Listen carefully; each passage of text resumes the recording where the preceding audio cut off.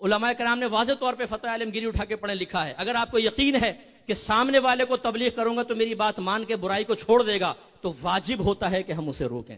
لیکن کتنے ایسے بیٹھے ہوں گے ٹناٹن سنی ہے، بیوی فلمیں دیکھ رہی ہے، ڈرامے دیکھ رہی ہے، مامو ذات پھپھی ذات خالو کے ساتھ ہنس ہنس کے دودھ والا گوشت والا سبزی والا ٹیلر ماسٹر چل رہا ہے، اور یہ ہے صاحب ٹناٹن سنی.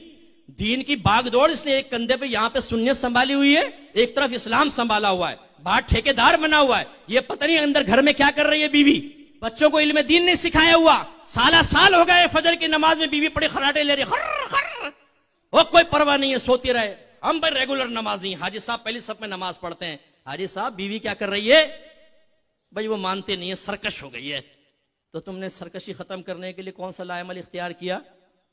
آپ کو یہ آیت نہیں پہنچی یا ایھا الذین آمنوا قوا انفسکم و